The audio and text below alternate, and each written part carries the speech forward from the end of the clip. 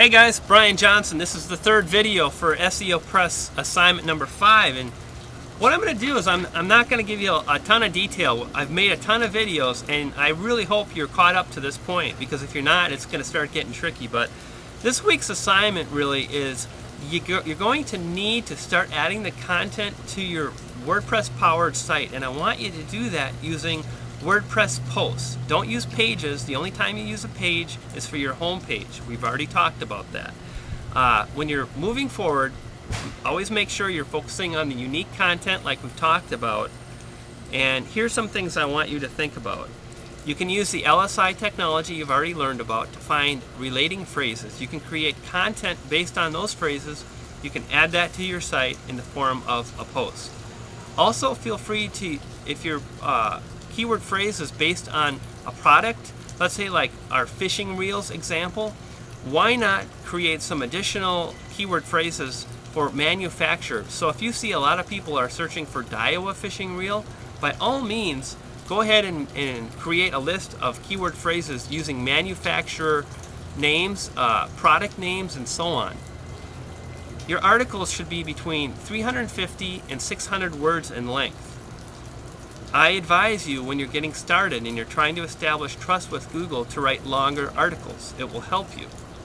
I also want to talk a little bit about the link cloaking plugin. Now, this is another area we've talked about, the importance of cloaking your affiliate links.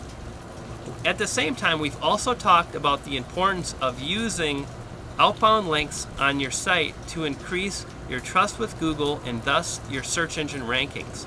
Now, if you're using the link cloaking plugin and you tell it to cloak everything, basically what's going to happen is you're going to cloak those outbound links where you're trying to gain trust. There's a couple ways you can remedy this. I'm going to tell you what I think you should do.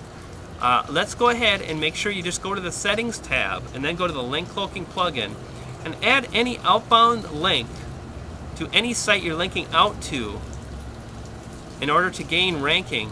Add that site's URL or domain address to that settings page. There's a box, and you'll see that the default listing for that the box where you add that information is your own site address. So if you're linking out to bobsfishingshack.com, make sure you add Bob's Fishing Shack to that box where your domain is listed. When you do that, when you link out to that site, it won't get cloaked and you'll get the benefit.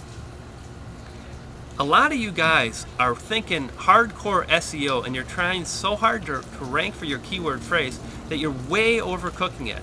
And when you do that, really you're sending a signal to Google, hey, I'm an SEO guy, I really want to make a lot of money. I'm trying really hard to rank for this keyword phrase. Can you see me screaming at Google? It's Google, here it is, it's cheap fishing reels. And I've got it in my domain name, and I've got it in my title, and I've got it in my meta description, and I've got it in the content 14 times. And when you do that, that's kind of what you're saying to Google. Google, I'm trying so hard. Come on, give me the ranking.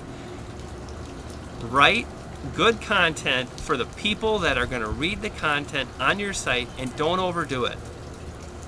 Add the content, add the main target keyword phrase once in the title, once in the meta description, and maybe once in your content, and that's about it.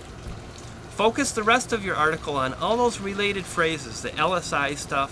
Think about adding manufacturer makes and models, brands. How about, if we're talking fishing reels, how about Daiwa fishing reels?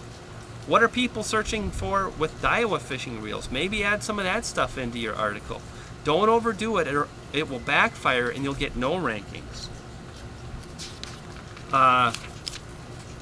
PopShops plugin. If you're using PopShops, and I recommend you check it out, it's a really great tool, but I suggest that you only pull in from PopShops and you have the opportunity to change the settings for what PopShops pulls into your blog from these merchant sites. So if you're an affiliate for, let's say, I don't know, I'm only thinking of the site I'm working on. I don't really feel like sharing the niche right now. But if you're pulling in a product from a fishing merchant site, only grab the image and the link that takes you to the merchant site. Don't pull in the description, because when you do that, you're going to have a lot of duplicate content on your site from everybody else that's using the same data feed from that merchant. And what's interesting is if you search for that kind of content with parentheses, you'll find that the only sites that usually rank are the merchant sites. And it makes sense because the other sites are probably affiliate sites. So play around with pop shops, look at your settings, and only pull in the image and the hyperlink that leaves your site.